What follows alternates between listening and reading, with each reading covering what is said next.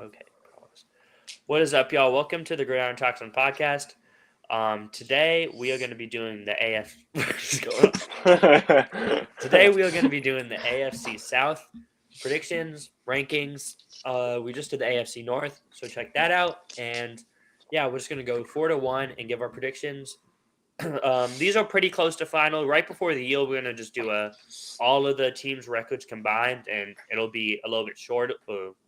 It won't be as in depth for each team because these are the majority, so we can talk about them all in depth here. So we don't have to do a 3-hour podcast on the whole NFL predictions. We can cut it to like an hour because we've talked already a lot about these teams. But anyway, let's get it started. Starting at number 4, we all have the Indianapolis Colts finishing number 4. I was just talking to these two guys, and I said that I'm close between 4 and 3 in this division, but I still have to lean the Colts at 4. It's hard because last year, how much of a disaster that was, and you're factoring in that a guy like Shaq Leonard was injured. The O-line played absolutely terrible, at least until Jeff Saturday started to fix it a little bit. But the switching coaches, the Matt Ryan situation, you had Sam Ehlinger and Nick Foles playing too. Like, it's almost like it can't get any worse than it was last year. But I still think that they're going to be last in the division after they were third place, just because of how much the other team improved that was below them. But yeah, I'm looking at a 4-5 win team. I like Richardson's floor if he's the starter this year as a runner. Just going to be a lot of mistakes and development needed as a passer. And I think the defense isn't nearly as good as it was back when Matt Eberflus was there coaching it. And the O-line seemed to take a step down the last few years. And where the weapons are good, you just don't have that complete takeover, number one. As good of a duo as I think Pittman and Pierce can be, I don't see either of them being a top 15 receiver. I think Pittman's around that 20 range, and I think Pierce can take a step to that 25 to 20-ish range, but I just think overall they're not going to have that takeover receiver, so I think that's going to hold them back too. And Jonathan Taylor, who even knows if he's going to play for them right now? So I think this team has about a ceiling of like 7 wins and a floor of like 3 to 4 wins. And I'm right now I have them 5-12, so I'm right in that kind of the middle of that range. I think that what they win last year, like 4 games, I think they're going to be a tad bit better than last year, but just not enough to do damage in this division. Yeah, they tied, didn't they? Week 1. Yeah, they tied the Texans, and I think they only won 4 games all year. But anyway, Go ahead, John. What do you have to say? Nothing much else to add. I just think losing Gilmore, and I actually do think they have a solid wide receiver core, but I just think it'll take a lot of time for them to develop with Anthony Richardson. And like you said, with Jonathan Taylor, I don't really know what's going on with that. Yeah, it's just kind of weird, like how the running back thing is going on. Like Jacobs, is he playing? Jonathan Taylor, is he playing? Like, I mean, I get that they want to be valued, but like I saw something. I'm sure you guys can already tell I'm a big PFF guy by now, but I saw something on a PFF podcast. It's like Jonathan Taylor. Yes, you want to be paid like the best running back in football, but 2 years ago your team was really good and you were the star of the team. And then this next year, even though he was hurt, whenever he played, the O-line falls off, your play falls off. So why are we going to give you $15 million if your play is very dependent on something like the O-line? And how when the O-line was good, he was the best running back in football. When the O-line was bad, he looked really bad. So like, yes, well, you're a good player just because of the position you play and kind of how much the O-line and just what's going on affects your position. It's hard to pay you like the big bucks. Like you have to pay your tackle, your quarterback, your pass rusher, your corners, your receivers. So like it's tough. But yeah. Anyway, back to you guys. Yeah. I mean, I think Richardson has. I mean, if you watch the quarterback video, I had him as my number 1 quarterback coming out. I think his potential. I think he has the potential in a couple of years to be, one of them in the AFC. I just think he didn't play much in college, like 1 full season. So it's going to take time for him, and there might be some rough patches. which suck. I mean, it's different about the NFL today. Is people don't really give rookies like time. They kind of just move on quick. But I think the Colts are in kind of a situation where they're willing to give Richardson time to develop. I like their receivers. Like bunch of long receivers. That'll help Richardson. Like Michael Pittman. And yeah, the only thing that's tricky about them is I don't know what the heck's going on with Jonathan Taylor. So it's kind of just a wait and see. I like their vets. Like y'all said, I like their vets too. But I think they're okay with not being great this year.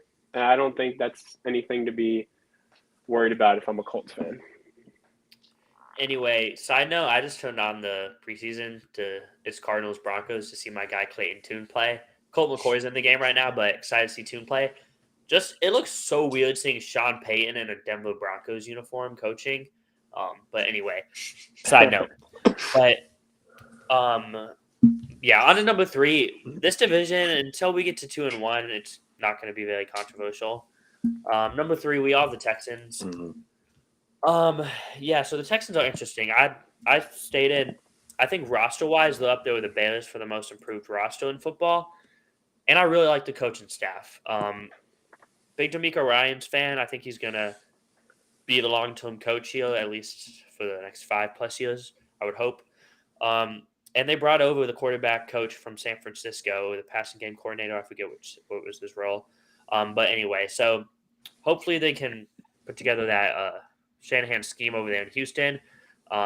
People try to replicate it.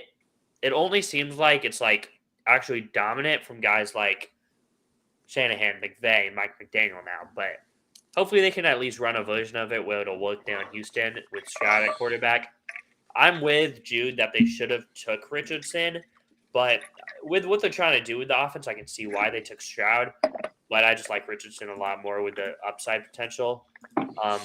But we already talked about the quarterback. So back to the Texans. Yeah, they brought a lot of pieces in on defense, so I think the defense will be improved. It'll take time, though. I just think the offense, they're going to have to rely on the run game. And they have Damian Pierce, and they have, again, coach from the 49ers. So hopefully they can rely on that run game. The O-line's actually not too bad anymore. Now that they added Shaq Mason, Tunsil's playing good. But yeah, I'm a little concerned about the receiving core. I actually just finished ranking receiving cores, and I had the Texans last, right behind the Packers and Cardinals. So I think it's going to be a messy receiver, personally. Dalton Schultz, he's a good player, but he's not an elite tight end. He's just a very good one who did his role in the Cowboys offense. And then you're looking at Nico Collins probably being your number 1 receiver. Robert Woods, how much does he have in the tank? Speaking of Tank Dell, I mean, he showed up in the preseason, so hopefully he can provide something. I liked Mechie coming out, but with a year off, how's he going to be? So I think they have a deep receiver room. I just don't think they have even a number 2 receiver, in my opinion, on the team. So I think that's where it's going to be kind of rough for them. I just think they have a ton of number 3s with upside. But yeah, I think they're going to struggle passing the ball, and that's going to hold them back from maybe beating the Titans out. And I like the Titans, more veteran, more experienced team. But yeah, they're definitely on the rise as far as the organization. Yeah. I think D'Amico Ryans was I think could be a home run hire. They've kind of been their franchise has been in a tough spot ever since the whole Deshaun Watson thing. They I didn't really like what they had previous, as coaching. I think they needed a culture guy, even if it's for a year. If they're okay, they're around the 6-7 wins that I have them at, just to build a foundation. They needed a guy like D'Amico, who's not afraid to say what's on his mind, which is something they needed. And I really like the offensive line. I think will be pretty solid, which I think Stroud is a quarterback that might need that in the NFL. Yeah, the receiving core is pretty tough. I mean, that might be kind of rough. But I like their future. I really like their offseason. I think Dalton Schultz can be a good enough tight end because it's like you said, it's the Niners scheme, and he's no Kittle, but he can have a similar role. And I think Stroud is he's more of a just get it out guy. Like he's not gonna like be super fancy, or I think that's what the Niners system likes. So I think the Texans drafted who they probably should have drafted, but I like what they have going for them compared to last year. I mean, only if Davis Mills didn't have that miraculous fourth quarter versus the Colts last year, and the Texans kept the number 1 pick, Bryce Young. But yeah, I'm just a big Bryce Young. I think they're okay with what they got. Last night that sucked. I watched that. That sucked. But as a Bears fan, I was just so happy when we got the number 1 pick. Playing your first game in the NFL against Bill Belichick is like that's not cool. Like he completely got set up for failure. And the O-line was bad. The O-line was very bad. Yeah, I know. By the way, Jude, John's a big Patriots fan. Yep. Big Patriots fan. So we're going to have a debate sometime why Brady is not the GOAT, in your opinion. But that's going to be for another day. Okay, yeah. We can move on to number 2. Move on to number 2. Yeah. Okay, we're just going to put 2 and 1 at the same time because Jude provides the hot take of the pod. Okay. Why are the Titans first? Okay. The Jags, you texted me a couple nights ago. I didn't respond, but you asked me a question if it's going to be the Jags being disappointing or the Titans being surprising. And I think it's more of the Jags being disappointing than it is the Titans being surprising because like the Jags, they're getting a ton of hype. I'm seeing people have them 13 wins, first seed, like possible. That is actually not ridiculous. They won 8 games last year. They started the year 9. They won 10. They started the playoff win. They started the year 3-7. Okay, the only reason why they made the playoffs was because they were playing against the Titans with Josh freaking Dobbs, and he fumbled. Josh Dobbs fumbled, and they returned it. Okay, but the only reason they win. The narrative around them would have been completely different if they didn't play the Chargers, who honestly, as a franchise, are just cursed. Like, I don't think they're ever going to be able to win anything. I love Herbert, but I don't think the Chargers are just a cursed franchise. And then the Chiefs, they were just they just like everyone else, they just lose to the Chiefs. The Titans, they were 7-3 to start the year. They had 34 players go on the injured reserve list last season. 34. They were 7-3, and then everything just fell. They had no receiving core. Tannehill was struggling, obviously, no receiving core. Derrick Henry was banged up, I believe, if I'm not mistaken. And obviously, adding DeAndre Hopkins will really boast that receiving core. And I really like Treylon Burks going into year 2 compared to last year.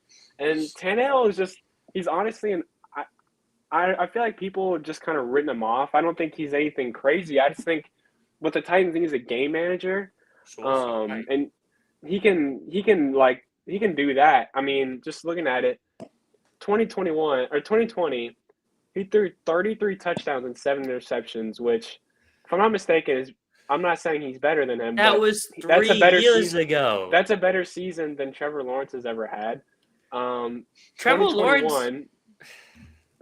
Okay, we can go back. We can go 2021. 21 touchdowns. I mean, people are just written him off as a bad quarterback. I think he's solid. He's fine. I really like Mike Vrabel.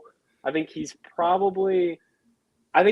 super underrated. I think he's not given the credit he deserves. I mean, people forget they should have made the AFC champion. They were the number 1 seed. Not like, what was it, 2 seasons ago or 3 seasons ago? 2 or 3 seasons ago. The roster has not really changed much. They just lost A.J. Brown, and now they add DeAndre Hopkins. I don't really see why it's that big of a hot take to have them number 1. Okay, John, hold on. I'm gonna handle it. Yeah, you can go. Yeah. Okay, a few things. One, it's not 2020. Two, you have Trevor Lawrence as, I believe, the 8th ranked quarterback or somewhere around that. Am I correct? Yeah, somewhere in that range. Okay, and you have Tannehill around like what, the 20th? Well, I had tiers. You're taking my list too literal. I had quarterbacks you had Tannehill around the 20th, and Trevor Lawrence around 15 to 20. Okay. 15 to 20. It's interchangeable. I looked at the last 2 seasons, so there's 8 divisions, so that's 16 times that a team won a division. 15 of the 16 times, the team that had the best quarterback won the division. The only one that didn't was the 49ers last year because the Seahawks had the best quarterback with Gino. And the 49ers, we know why they won the division because of the stacked roster. But going back to the Titans, you just said Ryan Tannehill's 2020 was better than what Lawrence did last year. You realize Lawrence, the only reason why they were in that Josh Dobbs fumble game was because Lawrence played like a top 3 quarterback down the stretch of the year and brought them back from 3-7 to 9-8. Second off, Ryan Tannehill, you're using touchdown to interception ratio in a run-first offense to try to explain why Tannehill's season was better 3 years ago than Trevor Lawrence's last year. I actually, thanks for bringing that up. Forgot about the top 3 running back in the NFL. I didn't even say his name. Derrick Henry. I think he's shown no signs of slowing down. Okay, you can keep going. You feel like you had more to say. Anyway, A.J. Brown to DeAndre Hopkins, take the name out of it. A.J. Brown is a bona fide top 7 receiver who just was part of the biggest quarterback transformation of last year, and Devontae Smith is good, but he was the number 1 threat on a Super Bowl team. DeAndre Hopkins was out on the market for over a month, has struggled with injuries the last 2 years. I had some hate for this on another podcast, but I didn't rank him in the top 32 receivers, so that's just an opinion. The 32 guys I would take right now over DeAndre Hopkins. Wow. So I think that's a big gap. Like, A.J. Brown is A.J. Brown. DeAndre Hopkins is an older player who's kind of just trading teams, kind of like Julio was a few years ago. So that's a big difference. I'm a big Treylon Burks fan too. But personally, the Jaguars offense, like the Titans, both offensive lines are going to struggle, especially the Jags early on without Cam Robinson due to suspension. But, like, the Titans' offensive line is literally going to be maybe the worst in football, if not bottom 5. And Will Tannehill was good a few years ago, a borderline top 12 tennis quarterback. Yes, he's shown regression. He's not the same runner. He doesn't throw the ball downfield as good. He's still a pretty accurate pocket passer and a good decision maker, but he's fell off as far as consistency-wise. My guy Clayton Tune is in the game as a few years ago. He's fell off. So Tannehill, you're looking at, a top 17 to 20 quarterback versus I personally think Trevor Lawrence right now is the 4th best quarterback behind Mahomes, Burrow, Allen. And at the end of the year, I'm projecting him to pass Allen and be the 3rd best quarterback. So I just look at the quarterback advantage. God. The young defensive talent of Jacksonville is amazing, and they were only improving at the end of the year. So, I mean, Jacksonville, you added Calvin Ridley, too, who I have my questions, not playing in a while, but the talent's still there. And Christian Kirk showed he can be one of the best slot receivers in football last year. Travis Etienne is a do-it-all running back. So you have talent. Evan Ingram played like a top 10 tight end in football last year. You have the talent. I'm just a little concerned about the O-line, but you have the talent, the coach, and the quarterback, the improving young defense. I really don't see how the Jaguars don't win this division. I have the Jaguars winning 12 games, and I have the Titans winning 7.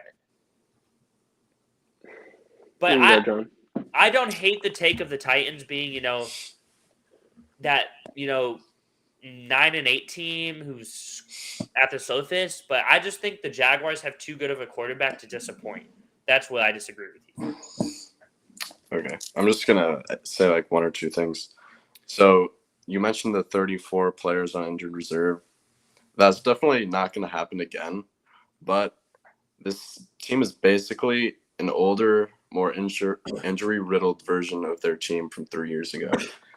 There's not many things that have changed on the roster. It's just a bunch of older players like Derrick Henry, Ryan Tannehill. Hopkins is like an older version of A.J. Brown. I just think they're just an older, more injury-riddled version of that team. And, yeah, so that team, I get what you're saying. Like, they were 7-3 without Tannehill last year. The year before, they were the number 1 seed. So, by, like, pace, they shouldn't be bad. But the O-line's only regressed. Tannehill's regressed. Henry, he's still a top 3 running back, so I'm not even going to say he's regressed. But he isn't the 2,000-yard player he was a few years ago. Hopkins has regressed. The defense, they're still going to be a good defense. I'll give them that. So, yeah, they're going to be well coached, play defense well, should run the ball well. I just think the firepower of Jacksonville clears them a lot, and the firepower of the other teams in the AFC. Like, I think the Steelers' Pickett is better than Tannehill. So I think that the Steelers' passing threat is going to be more lethal than the Titans, along with the Steelers' elite coaching and pretty good defense. So I don't know why I'm talking about the Steelers. But anyway, I think the Titans are going to be solid, but I just think a stacked AFC, I don't see any way that they win this division. I don't hate the take. I just love Trevor Lawrence so much that I just think the Jags are going to win this division and run away with it. Okay. I have one more before we wrap it up, I have one more question for you, Jude, and then you can also say what you're about to say. Do you think the Jags are going to be a wild card team, or like what do you think the record's going to be? I don't have my playoff predictions set, my record predictions set yet. I have like an idea. But if I were to guess, Jags would be in the 9 to 10 win range. I think they could still be a playoff team, like wild card team. I don't think the Titans are going to win 13 games. I think they're probably going to be 10-7. I think the Jags will be 9-8 or 10-7 as lose a tiebreaker to Tennessee.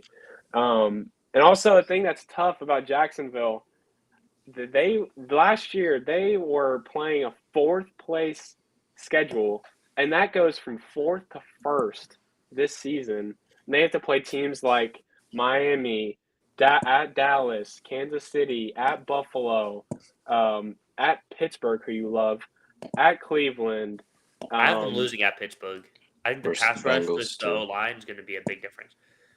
They're going to beat the Cowboys. Trevor Lawrence is 10 times the quarterback Dak will ever be. They're going to beat the Cowboys. All right. They didn't last year. Micah Parsons is scary. All right. I don't know. I'm buying stock in the Titans this year. No one's believing in them. And you got to remember too, every year there's usually about 1 to 2 teams that just surprise you, that you don't think you're going to make it. There's usually 2 teams in each conference that are different. Oh Lord, are different playoff teams than the previous year. It's happened. I'm pretty sure, if I'm not mistaken, it's happened like 8 or 9 out of 10 times in the last decade.